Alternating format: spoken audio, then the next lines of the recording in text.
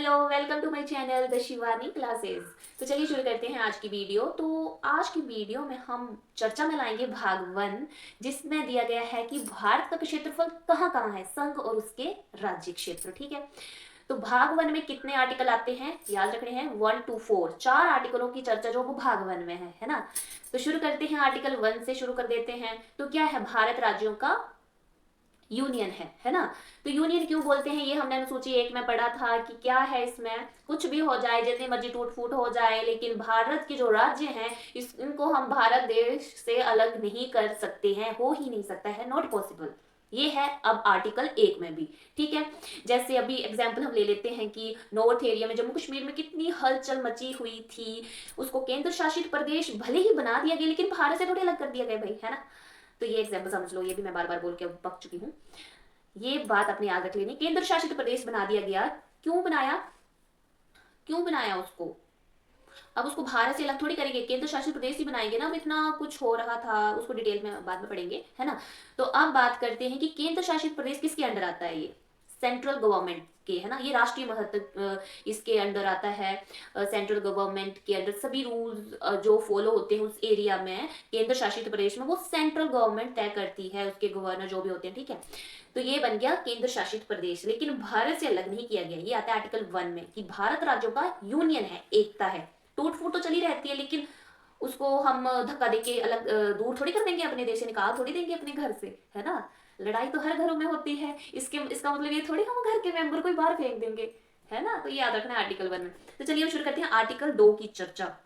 Article 2 में ये दिया गया है कि अगर कोई विदेशी राज्य, है ना, विदेशी कंट्री, कोई विदेशी क्षेत्र अगर हमारे भारत एरिया के साथ मिलना चाहे तो वो भली भांति बड़े आराम से मिल सकता है। लेकिन जैसे एग्जाम्पल आप सिक्किम का मैंने दिया हुआ है पहले भी, कि अगर हमारे भारत देश में वो मिला था 1975 में, लेकिन 1975 में वो क्या बना था, हमारे भारत देश का सहराज्य, सहराज्य फेडरेशन भी बोलते हैं उसको।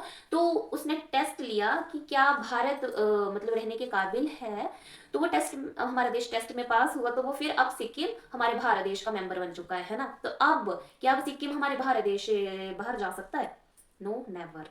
ठीक है, याद रखना। तो आर्टिकल 2 में इसी का चर्चा है कि कोई भी विदेशी क्षेत्र अगर हमारे भारत देश से मिलना चाहे तो वो मिल सकता है, लेकिन अगर वो फिर बोले कि हाँ भाई मुझे जाना है, तो भाई फिर तो पॉसिबल नहीं है, एक बार आ गए तो फिर जा नहीं सकते। ठीक है, तो ये है आर्टिकल 2 में।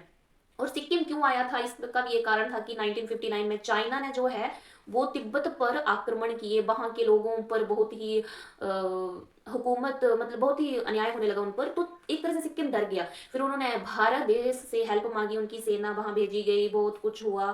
ठीक है, तो वो फिर सिक्किम ने भारत देश से बोला कि मैं आपका मतलब राज्य बन सकता हूँ, पहले तो मुझे टेस्ट करना है कि भाई हम रह सकते हैं यहाँ पे कि नहीं, है ना।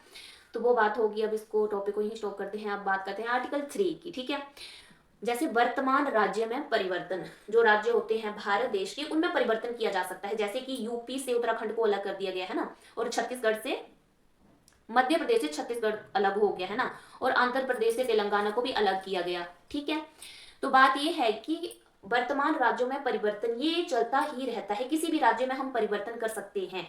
कि अगर एक राज्य है कोई, मान लो जैसे हिमाचल प्रदेश है, अगर हिमाचल प्रदेश के कुछ एरियाज जैसे बोले शिमला, सोलन, शिमला जो भी एरियाज हैं, वो बोले कि हम अपना राज्य बनाना चाहते हैं, तो वो हो सकता है, वो पॉसिबल है। लेकिन वही एरियाज हम बोले कि हम बाहर देश से यहीं से जाना चाहते हैं, तो वो तो नहीं होगा, है ना। तो वर्तमान राज्य में परिवर्तन जो वो किए जा सकते हैं, कि पॉसिबल है। तो ये दिया गया है आर्टिकल 3 में। ठीक है, तो वर्तमान राज्य में परिवर्तन कौन करेगा, संसद। ये किस में दिया गया है, आर्टिकल 3 में। और किस आर्टिकल, ये क्वेश्चन आ सकता है आपको कि किस आर्टिकल के तहत तेलंगाना अलग हुआ था, तो आपका आंसर क्या होगा, आर्टिकल 3 आर्टिकल के अंडर मतलब राज्यों में परिवर्तन पॉसिबल है, ये आपने याद रखना है।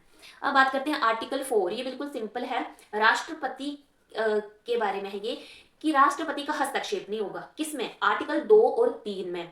ठीक है, राष्ट्रपति हस्तक्षेप नहीं कर सकता। जैसे आर्टिकल 2 में क्या बोला है, आर्टिकल 2 में ये बोला है कि अगर कोई विदेशी राज्य अगर हमारे देश में मिलना चाहे, और इसमें फिर जैसे सिक्किम भारत देश में मिला, तो इसमें अगर राष्ट्रपति बोले कि नहीं मैं साइन नहीं करूंगा, नहीं मिलना चाहिए, तो ये राष्ट्रपति को पहले से ही हटा दिया गया यहाँ से, कि राष्ट्रपति का इसमें कोई रोल नहीं है। राष्ट्रपति अगर अड़ जाएगा तो उसकी मतलब सुनेगा ही नहीं कोई, वो तो आएगा, वो संसद तय करेगा। ठीक है, आर्टिकल 2 और 3 में राष्ट्रपति का हस्तक्षेप नहीं है, इसको 368 से बाहर कर दिया गया है। तो ये आपने याद रखना है, आर्टिकल 4 में 368 से बाहर कर दिया गया राष्ट्रपति को। मतलब राष्ट्रपति अगर साइन करने से मना कर दे तो हम नहीं सुनेंगे, हम कान बंद कर लेंगे, ठीक है। तो ये है। तो थैंक